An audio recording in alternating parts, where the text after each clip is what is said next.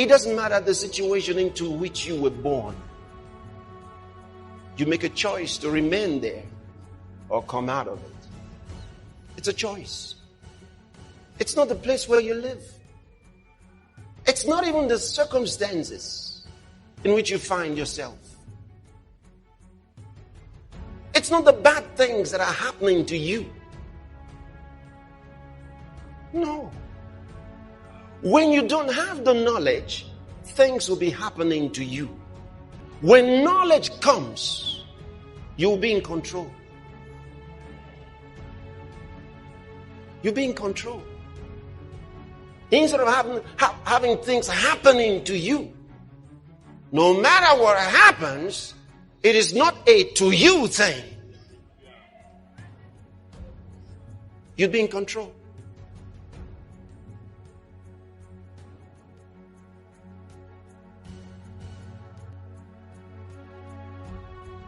Sometimes while you're in that situation, someone might look at you like, oh, but I can still see this trouble with you.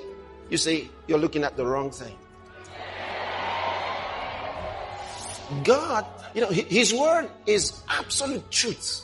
You can depend on it with your whole life. Don't be afraid to believe God and stay on His word. You can't do that and make a mistake and regret it and say, oh, I wish I never followed the word. What? It'll never happen. For those who regret following God's word, never knew it. They weren't following the word. It was very difficult for me to figure out where my boundaries were because I'd grown up poor and didn't have anything. So it's easy when you don't have anything and people ask you for money. They say, I need $500. You say, I don't have it because I'm just trying to get my rent paid. It's harder when your multi-million-dollar salary is now in the paper and you get a lot of friends and cousins you didn't have before. So how do you set boundaries for yourself? I was having trouble setting boundaries for myself for even strangers. People would just show up at my door in Chicago and say, Oprah, I left my husband, please help me. And I would, because she knows I have it. So don't try that now though, okay? Don't try that now, I figured it out. So what I learned is that the reason why people keep showing up is because my intention is to make them think that I'm such a nice person that you can ask me for anything, you can get me to do anything, I'm gonna say yes, I'm gonna say yes.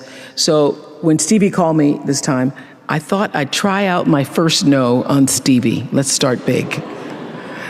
He wanted me to donate some money to a charity, and I didn't want to donate to the charity because I have my own charities and I care about a lot of people, but the problem is when you have money, everybody thinks you just want to give to everything. So every letter I ever get starts with, we know you love the children.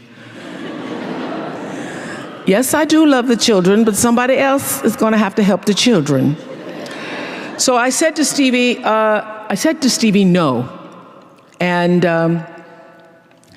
as a person who has that disease to please, I was waiting for him then to say, I will never speak to you again. I will never call you. I will never sing a song for you. And he didn't. He just said, okay. Okay? Okay, it's okay? He said, okay, check you later. And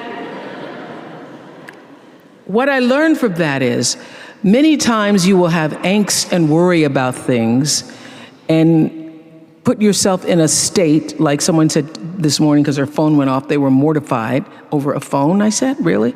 You will put yourself in a state when the other person really isn't even thinking about you.